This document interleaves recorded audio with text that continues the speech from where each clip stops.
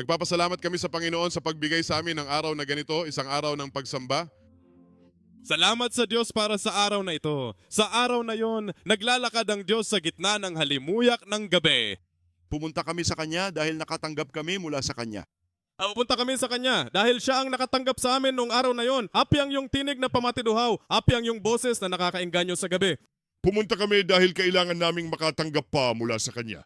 Pupunta kami sa Kanya, pero pwede pang kunin sa Kanya o nga pala ang vaporizer mo ay napaka-importante.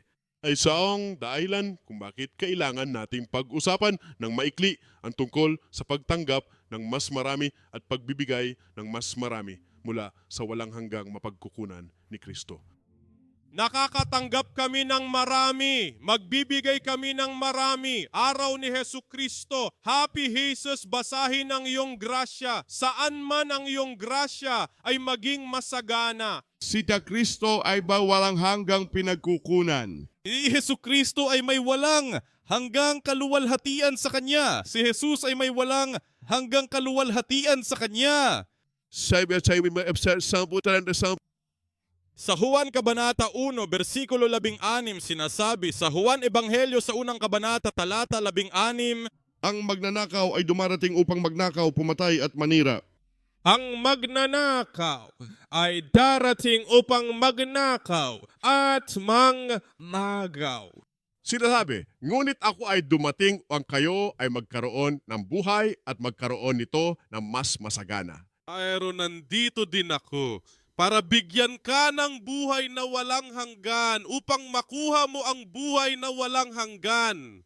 Yayo pa itong tanggap ng buhay, walang hanggang buhay at tinatanggap natin ito ng mas sagana. Natatanggap namin ang buhay na walang hanggan. Napakasimple nito. Kasama natin ang ibinigay ng Diyos sa atin. Ibinigay sa atin ang buong buo. Ganun pa man ang Diyos ay sumasa atin sa ating buhay. O ang buhay mong ito ay naging ganap na. En min kennis sin pauen, en kennis sin pauen, en kennen bukal, en maring malawakan way. Ang kaniyang karangalan ay malalim at nakakamangha. Ang iyong salita ay karangalan sa buwang ito tulad ng isa sa mga dakila. Ang kanyang mga biyaya ay walang hanggan.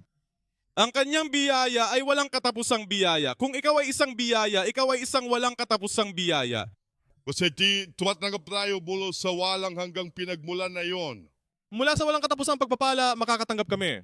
Ang pagpapala ng Netininimabak ay isang uri ng lapakanatuya na ba? Tinatanggap namin ang kapatawaran. Humihingi kami ng tawad mula sa Kanya. Huwag pilitin ang iyong sarili na magalit. Fatwa dating natanggap dudebdwad na so. Napakalaking tagumpay ang natamo namin dahil ang iyong halimuyak ay nanatiling matatag at ang iyong kadakilaan ay patuloy na nagniningning. Geng iduwag tintinggap na nagsibigay na rin. Kailangan nating ibigay din ang kapatawaran sa iba na ating natanggap. Tumatanggap tayo ng pagpapatawad. Nagbibigay tayo ng pagpapatawad. Kami ang mga tumanggap ng kapatawaran. Kailangan namin magpatawad. Ang Diyos ay nagpapatawad, kaya dapat din tayong magpatawad. Tinatanggap namin ang kanyang pagmamahal.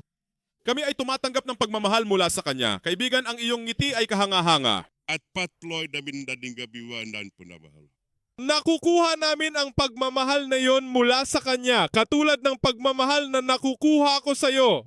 Habang mas tumatanggap tayo ng pagmamahal, lalo rin tayong nagbibigay sa iba. Kapag nakatanggap tayo ng labis na pagmamahal, dapat din tayong magbigay ng pagmamahal sa iba. Kaya kapag masyado mong nakuha ang pag-ibig, ibigay mo ang pag-ibig sa iba. Tinatanggap natin ang kanyang awa. Natanggap namin ang kanyang biyaya. Api, ang iyong mensahe ay isang pagpapala. At sa tuwing pumupunta kami, mas higit naming natatanggap ang awa. Kapag pumunta kami sa Kanya, mas higit na biyaya ang natatanggap namin. Nakakatanggap kami ng kanyang habag. Nakakakuha kami ng pagmamahal mula sa Kanya. Api, paano mo mapapalapit sa Kanyang kalinga? Ang natatanggap natin ay nagbisya sa ng Boss of Rams at Marampa. Kung ano ang natanggap natin ng marami, dapat ganon din tayo nagbibigay.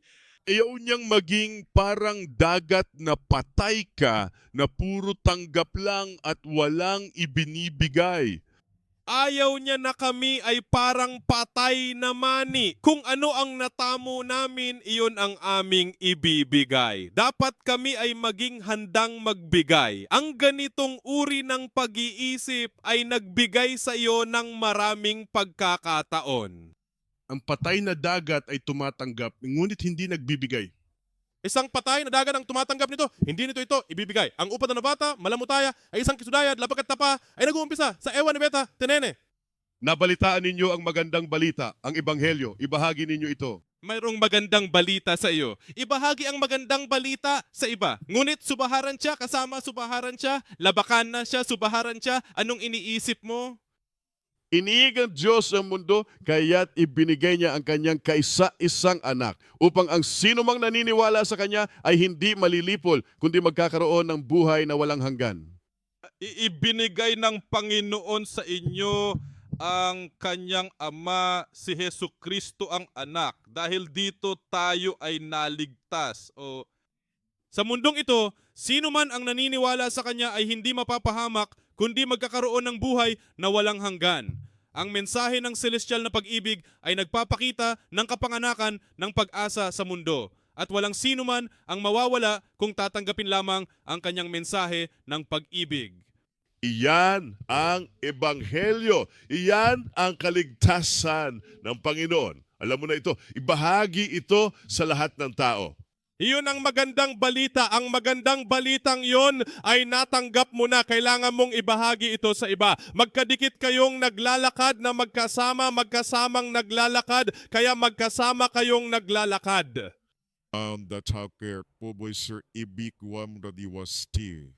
Kailangan mong ibigay ang lahat ng bagay na natanggap mo bilang pagpapala sa iba. Sandal mo kiyan ang may gapway ibigi mo. Paalala lang ng ulit-ulit. Ano ang iyong natatanggap ay dapat mo ring ibalik. Nasa iyo na ang mata ay maaaring tumingin ngunit hindi mo ito laging makikita sa anumang mga bagay. Gasa pa Paulin tingin ka rin din, may bigay ka rin din.